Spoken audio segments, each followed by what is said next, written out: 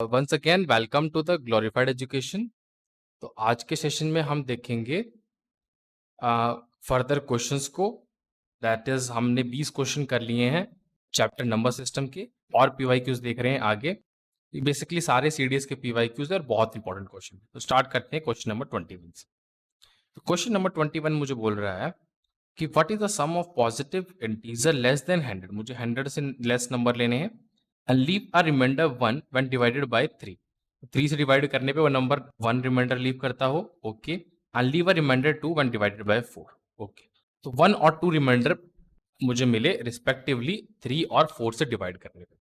तो एक बार नंबर जैसे स्टार्ट करते हैं। सबसे पहले अगर मैं देखूं रिमाइंडर 1, तो मैं 4 को देखूं तो 4 एक ऐसा नंबर है जिसको मैं 3 से डिवाइड करूँ तो रिमाइंडर 1 बन जाएगा। लेकिन 4 से डिवाइड करने में मुझे रिमाइंडर कितना मिलेगा?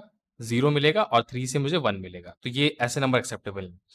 पहला नंबर मैं देखूँ तो ऐसा नंबर कौन सा होना चाहिए? अगर मैं देखूँ 7, 7 तो 7 भी एप्लीकेबल नहीं होगा। मैं देखता हूँ 8, 8 भी एप्लीकेबल नहीं होगा। 9, 9 भी एप्लीकेबल नहीं होगा। ठीक है। बेसिकली देखो, नंबर को अगर मैं ध्यान से देखूँ तो नंबर ऐसा होना चाहिए 3k+1 टाइप का, और साथ साथ में 4k+2 टाइप का। ठीक है।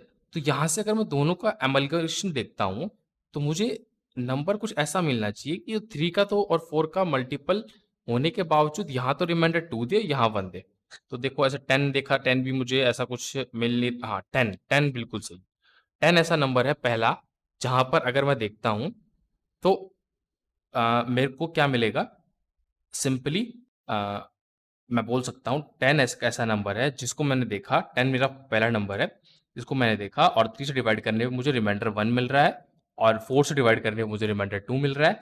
अब सिंपल रहेगा। अब 12 के गैप के बाद मैं नंबर देख सकता हूँ। जैसे अगला होगा 12 का गैप। क्यों 12? क्योंकि मुझे 3 और 4 का तो मल्टीपल के साथ रिमाइंडर चाहिए थे। अब इसने, जैसे इस नंबर को मैं क्या लिख सकता हूँ? इसको लिख सकता हूँ मैं सिंपली 12। तो अगर बोलो या ना बोलो, एक 12 -2 बोल सकता हूँ मैं। 12 - 2 बोल सकता हूँ। 12q - 2 टाइप का नंबर है। 12q - 2 का नंबर है। तो अगला नंबर भी एक 12 का मल्टीपल -2 करते जाओ। 12 का मल्टीपल -2 करते जाओ। तो अगला नंबर होगा फिर मेरा 12 के गैप के बाद सिंपल 36, सॉरी 12 के गैप के बाद क्या हो जाएगा? ये 20, सॉरी ये 22 होगा, और उसके बाद 34, और मेरा नंबर बन जाएगा 12q माइनस टाइप का। देखो ये general number 12q minus type का है मेरा। q को 1 पुट किया तो मेरे को 10 मिला, q को 2 पुट किया तो मुझे 22 मिला, q को जब मैं 3 पुट करूँ 34 मिलेगा। ठीक है। तो हर अब 12 के गैप के बाद मेरे पास नंबर आ रहे हैं। ठीक है। इसका 12 का गैप करूंगा तो कितना हो जाएगा? 34 और 44, 46। ठीक है। इसके 12 का गैप करूंगा तो कितना हो जाएगा? सिंपली मेरे पास हो जाएगा 50, लाइक 58। ठीक है। फिर 12 का गैप करूंगा तो मुझे क्या मिलेगा? 70। फिर मुझे मिलेगा 82, और फिर मुझे मिलेगा 94। तो पहला नंबर 10 है, दूसरा लास्ट नंबर 94 है। तो मुझे पता है, और ये सारी एपी में है। तो सम ऑफ एपी का फॉर्मूला होता है n/2 a+n, मतलब first term plus last term. तो नंबर ऑफ टर्म्स कितनी है? 1 2 3 4 5 6 7 8। तो 8 नंबर ऑफ टर्म्स है। फर्स्ट टर्म मेरी 10 है, लास्ट टर्म मेरी 94 है। तो सिंपली इसका आंसर कितना आ जाएगा? 4 × 104। तो ये कितना हो जाएगा? 416। 416, 416 मेरा ऑप्शन नंबर ए सेटिस्फाई कर जाएगा। The question is little conceptual, तो मुझे उन कॉन्सेप्ट का ध्यान रख के मैंने इस क्वेश्चन को किया है, and it is like doable question. Now let's move to the next question.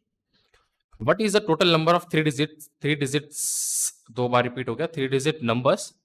एक मिनट में इसको क्रॉस कर देता हूं। 3 डिजिट्स दो बार लिखा गया है। हाँ, number with unit digit 7 and divisible by 11। तो यूनिट डिजिट 7 होनी चाहिए और डिविजिबल बाय 11 होना चाहिए। तो पहला, मैं अगर 11 के मल्टीपल्स देखूं तो 11, 22, 33, 44, 55, 66, 77। अब 77 11 का मतलब डिविजिबल बाय 11 है, और यूनिट डिजिट भी इसका कितना है? 7 है। ठीक है।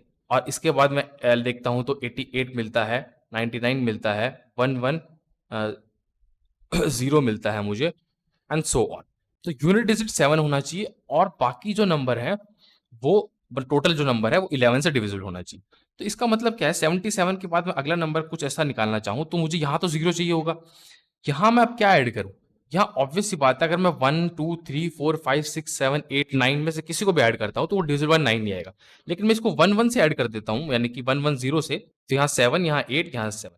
मतलब हर 110 गैप के बाद मुझे नेक्स्ट नंबर मिलेगा। मतलब पहला नंबर 77, फिर मुझे 187, फिर मुझे मिलेगा, फिर 110 के गैप के बाद क्या मिल जाएगा 297, और फिर 110 के गैप के बाद कितना मिलेगा, आप देख सकते हो सिंपल सा 110 के गैप के बाद ये हो जाएगा 8, 10 और 400, सॉरी 7 हो जाएगा, 407, और फिर मेरे को मिलेगा 517, 627, 737, 847, 957। तो ये नंबर होंगे, और ये टोटल नंबर कितने हो गए 1 2 3 4 5 6 7 8 9। तो इसका आंसर हो जाएगा 9। तो ऐसे ऐसे क्वेश्चंस आ रहे हैं जहां मुझे अपनी ऑब्जर्वेशंस का, मुझे अपनी नॉलेज का पूरा इस्तेमाल करना पड़ेगा। ठीक है, now let's move to the next question. Next question बोल रहा है if we divide a positive integer by another positive integer what is the resulting number. तो एक पॉजिटिव इंटीजर लिया आपने, और जब भी उसको पॉजिटिव इंटीजर से डिवाइड करोगे तो एक रैशनल नंबर मिलेगा। It's simple question, it is a rational number. ठीक है, ऑप्शन सी उसका हो जाएगा। We will not waste much time on this question, we will move directly to the next question. The product of two alternate odd integers exceeds 3 times the smaller, like दो number है, product of two alternate odd integers, मतलब एक पहला मैंने x मान लिया तो alternate odd integer मतलब x+2 होगा, and exceeds 3 times the smaller, smaller का 3 times बाय 12, मतलब x+2 माइनस 3x की वैल्यू जो आएगी वो आएगी हमें 12। What is the larger number, मतलब मुझे x+2 निकालना है। ठीक है, एक नंबर मेरे पास x है, एक x+2 है नंबर, दोनों ऑड नंबर हैं, सच दैट अगर मैं 3 times द स्मॉलर नंबर करता हूं, मतलब जो बड़ा नंबर है वो 3 times द स्मॉलर नंबर से 12 से बड़ा, तो ऑब्वियसली कितना हो जाएगा ये, -2x इज इक्वल टू, तो कुछ गड़बड़ी किया मैंने, product of two alternate odd integers exceeds, अच्छा उनका प्रोडक्ट एक्सीड्स कर रहा है 3 times स्मॉलर, तो यहां पर इक्वेशन गलत लिखी गई है, जस्ट अ मिनट, इसको मैं ठीक कर देता हूं। 3 times द स्मॉलर नंबर, मतलब प्रोडक्ट ऑफ क्या हो जाएगा, x into x+2, product of two alternate order is 3 times the smaller is equal to 12, ये आ जाएगा। तो ये हो जाएगा x² plus 2x minus 3x is equal to 12, तो ये हो जाएगा x² minus x minus 12 equal to 0। तो ये क्वालिटी की इक्वेशन बन गई, क्वालिटी की इक्वेशन बन गई, तो मैं इसको सॉल्व करता हूँ, 1 plus minus root of b², 1 minus 4 into 12, और यहाँ प्लस आ जाएगा अपॉन 2, तो ये हो जाएगा 1 प्लस माइनस 7 अपॉन 2, तो ये हो जाएगा मेरे पास 8 अपॉन 2, और एक हो जाएगा -6 मैं एक बार इसको पूरा ठीक कर देता हूँ, 8 अपॉन 2, ये हो जाएगा 8 अपॉन 2, और एक हो जाएगा -6 अपॉन 2, यानी कि 4 और -3। तो एक नंबर 4 होगा, एक -3 होगा, तो what is the large number पूछा था, तो ये तो x की वैल्यू आई है, x की वैल्यू एक तो आई है 4 और एक x की वैल्यू आई है -3। अगर हम नेगेटिव को पूरा टाइम भी नहीं लेते तो लार्ज नंबर की वैल्यू कितनी हो जाएगी, x इक्वल टू, लाइक मेरा x की वैल्यू कितनी आई है 2, तो लार्ज नंबर कितना हो जाएगा, product of two alternate odd integers exceeds, तो इसकी वैल्यू बेसिकली मेरे पास आ रही है 6 आ रही है, 6 ऑप्शन में नहीं है, तो let's make them in option, इसको मैं 6 कर देता हूँ, और ऑप्शन नंबर डी मेरा सेटिस्फाई हो जाएगा। बाकी मैं चेक भी कर लेता हूँ, -3 में अगर मैं 2 को ऐड करूँ तो -1 मिलेगा, वो भी ऑप्शन में नहीं है, और कैलकुलेशन हमारी ठीक थी, x² plus 2x minus 3x, x is 3 times smaller number by 12, तो ये हमने किया, x² माइनस दिस, तो 1 प्लस माइनस 48 प्लस 1, तो 1 प्लस माइनस 7 बाई 2, यानी कि 8 बाई 2 तो 4, तो ये नंबर ठीक है, there is no mistake, that's all about this question. Let's move to the next question.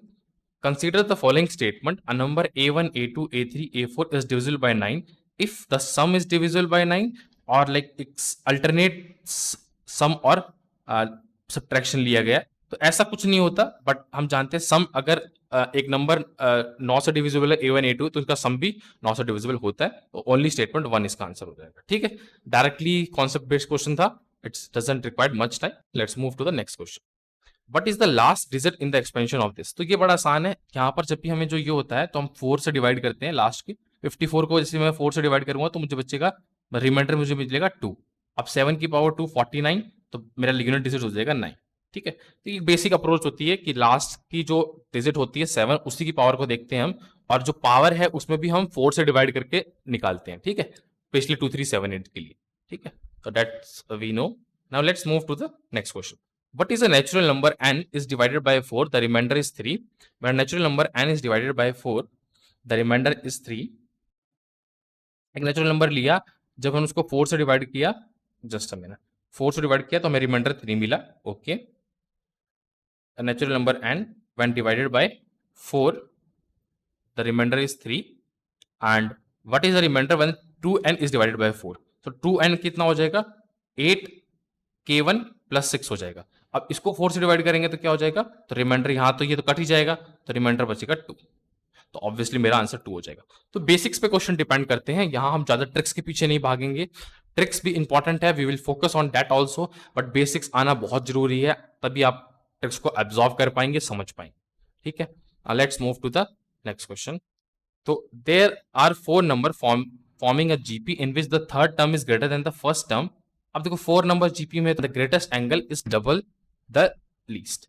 तो हमें पता है कि एंगल जैसे होते हैं एक्स, या फिर मैं देखो सिंपली लिखता हूं, एक एंगल को मैंने ले लिया ए, तो जस्ट अ मिनट, एक एंगल को मैंने ले लिया ए, तो दूसरा हो जाएगा, ये बार बार इरेज हो रहा है, जस्ट अ मिनट, द एक एंगल को मैंने ले लिया ए, तो दूसरा ए प्लस डी हो जाएगा और तीसरा ए माइनस डी हो जाएगा। ठीक है, the angle of triangle are A B and the greatest angle is double the least. तो ग्रेटेस्ट मतलब A plus D is double the least, यानी कि ए माइनस डी का ट्वाइस टाइम है। What is the ratio of the angle in the radian measure. तो easy रहेगा, देखो इस सब का सम ट्रायंगल में कितना होता है, हम बोलते हैं दैट इज 180, यानी कि पाई बोलते हैं इसको। ठीक है, तो डी डी कट जाएगा, 3a की वैल्यू कितनी आ जाएगी पाई, तो a की वैल्यू हो जाएगी पाई बाय 3। ठीक है, तो एक, और यहां से अगर मैं a की वैल्यू पाई बाय 3 पुट करता हूं तो pi by 3 plus D is equal to 2 pi by 3 minus 2d। तो यहां से अगर मैं इसको सॉल्व करता हूं तो मुझे कितना मिल जाएगा, मुझे मिल जाएगा 3d is equal to pi by 3। तो d की वैल्यू कितनी मिल जाएगी पाई बाय 9। अब d पाई बाय 9 हो गया, तो मतलब पहला एंगल में हो जाएगा pi by 3 minus pi by 9, दूसरा एंगल पाई बाय 3, और तीसरा एंगल हो जाएगा pi by 3 plus pi by 9। मैं अगर कैलकुलेशन देख लेता हूँ, if there is some mistake तो इसको हम यहीं पर अवॉइड करेंगे। लाइक 2 पाई बाय 3 हो गया, 3d हो जाएगा पाई बाय 3 पाई बाय 9, बिल्कुल सही है। अब इसको जैसे मैं सॉल्व करता हूँ तो मुझे क्या मिलेंगे, ये एंगल्स मिलेंगे मुझे 9 माइनस 3 यानी कि 6 पाई अपॉन 27 पाई बाय 3 और 9 12 पाई अपॉन 27। ठीक है, 27 से मल्टीप्लाई कर देते हैं, यहाँ हो जाएगा 6 पाई 9 पाई और 12 पाई, तो इनका रेशो हो जाएगा 3 से अगर मैं इसको डिवाइड कर देता हूँ और पाई से डिवाइड कर देता हूँ तो कितना हो जाएगा 2 3 4, तो 2 रेशो 3 रेशो 4, यानी कि ऑप्शन ए मेरा सेटिस्फाई कर जाएगा। ठीक है, थोड़ा सा लेंदी हो गया due to the calculation and all, but question is very easy. Now let's move to the next question. If p is an integer, then every square integer is of the form this. अब p integer है, then every square integer is of the form. देखो चलो मैंने एक p integer ले लिया जो कि सपोज इवन है, तो चलो देखो एक बार मैं इसको ना थोड़ा सा, p is an integer, then every square integer is of the form. p एक इंटीजर है मैंने माना, ठीक है, अगर वो ऑड हो सकता है इंटीजर और वो इवन हो सकता है, तो ऑड मैंने एज्यूम किया, तो ऑड मैं जानता हूं किस टाइप का होता है, ऑड होता है 2k टाइप का, और इवन जो होता है मेरा 2k प्लस 1 टाइप का होता है या -1, और इवन जो होता है वो 2k टाइप का होता है। अब 2k का स्क्वायर करूंगा तो मेरे को क्या मिलेगा, 2k का स्क्वायर करूंगा तो मुझे मिलेगा 4k स्क्वायर। ठीक है, जिसको मैं कुछ मान सकता हूं, मतलब देखते हैं, और इसका मैं स्क्वायर करता हूं 2k प्लस 1 का, तो मुझे मिलेगा 4k square plus 4k plus 1, तो ये कुल मिलाकर कितना हो जाएगा, 4 यहां से कॉमन आ जाएगा, k square plus k plus 1। ठीक है, तो ये भी कांस्टेंट मान सकता हूं, जैसे कुछ q मान सकता हूं, तो 4q प्लस 1 टाइप का नंबर, और ये वाला नंबर मिल रहा है मेरे को 4q टाइप का नंबर। ठीक है, 4q टाइप का नंबर, तो कुल मिला के प्लस 1 यानी कि 4p और 4p प्लस 1 टाइप का नंबर मिलेगा मुझे। ठीक है, मुझे बस एक नंबर को ऑड इवन में अज्यूम करके चेक करना था कि किस टाइप का मुझे नंबर मिलेगा। ठीक है, now let's come to the next question. What least value must be given to so that the number this is divisible by? तो एक नंबर है, यहां पर देखो थोड़ा सा इसमें कुछ मिसिंग है, मैं जो मिसिंग पार्ट है उसको ठीक कर देता हूं। What is the least number given to the this and तो यहां पर एक सिंबल था, 2009 का क्वेश्चन है पेपर 2 का, गिवन टू, यहां पर एक सिंबल था ऐसे, और वो सिंबल एक्चुअली में प्रेजेंट था 5 के बाद, मतलब यहां पर ये 0 नहीं है, ये सिंबल है, तो इस सिंबल की जगह क्या आना चाहिए ताकि ये डिविजिबल बाय 9। तो मुझे पता है सम को डिविजिबल बाय 9 करना है, मतलब 84705 सिंबल 2, तो मुझे पता है 9 कहां से मिल रहा है मुझे, 5 और 9, तो इसको मैं काट सकता हूं, 8 और 10 मतलब 1 बचेगा क्योंकि 9 ऑलरेडी है, 1 प्लस 7 8 बचेगा, तो 8 प्लस सिंबल मेरा या तो 9 आ जाए या मेरा 18 आ जाए या कुछ भी आ जाए, तो सिंबल की वैल्यू मैं कह सकता हूं 1 आ जाएगी, अगर मैं फर्स्ट केस को कंसिडर करता हूं तो सिंबल हो जाएगा 1। ठीक है, अब चलते हैं क्वेश्चन नंबर 32 पे और देखते हैं। तो क्वेश्चन सिंपल्स भी आ रहे हैं और क्वेश्चन थोड़े से लाइक ऑब्जर्वेटरी टाइप में और कॉन्सेप्चुअल क्वेश्चन भी आ रहे हैं। When a polynomial is divided by linear polynomial then what is the reminder. तो अभी देखो एक पॉलिनोमियल को मैं पॉलिनोमियल पर डिपेंड करेगा। अब यहां पर ना जो क्वेश्चन नंबर 32 है, मैंने polynomial divided by linear polynomial what is the reminder. तो जैसे एक पॉलिनोमियल ले लेते हैं। सपोज मैंने एक पॉलिनोमियल लिया ए एक्स स्क्वायर प्लस एक मिनट, एक मैंने पॉलिनोमियल लिया A x square plus B x plus C type का, और उसको मैंने डिवाइड कर दिया किससे, ए एक्स प्लस बी से। ठीक है, तो जब भी मैंने उसको एक्स प्लस बी से डिवाइड किया तो मेरा क्या आ जाएगा, यहां तो हो जाएगा एक्स और ए ऑलरेडी अवेलेबल है तो एक्स हो जाएगा ए एक्स स्क्वायर, ठीक है, प्लस बी एक्स बन जाएगा। तो कैंसिल करूंगा तो मेरा सी कांस्टेंट बचेगा, मतलब हे कांस्टेंट हमेशा बचेगा। बट ऐसा हो सकता है कि मेरा पॉलिनोमियल में ही कांस्टेंट ना हो, तो A x square plus B x type का होगा मेरा। तो मैं ए एक्स प्लस बी से अगर मैं डिवाइड करता हूं तो मुझे क्या मिलेगा, A x square plus B x, और ये कैंसिल होकर 0 मिल जाएगा। ठीक है, तो मुझे क्या ध्यान रखना है, यहाँ एक्स होगा, सॉरी फॉर दैट, यहाँ एक्स होगा। तो मुझे क्या ध्यान रखना है, मुझे इतना ध्यान रखना है या तो मुझे कांस्टेंट मिलेगा या 0 मिलेगा। ठीक है, तो इसका जो आंसर हो जाएगा वो हो जाएगा आइदर कांस्टेंट और 0 पॉलिनोमियल, यानी कि ऑप्शन नंबर सी मेरा आंसर हो जाएगा। ठीक है, तो ये होगा ओनली कांस्टेंट या फिर ऐसा कुछ लीनियर पॉलिनोमियल, ये सब आंसर नहीं होंगे, या तो कांस्टेंट मिलेगा या आपको वो मिलेगा, दैट इज 0। ठीक है, अब चलते हैं नेक्स्ट क्वेश्चन पे। नेक्स्ट क्वेश्चन है the reminder on dividing given integers a and b by 7 respectively 5 and 4।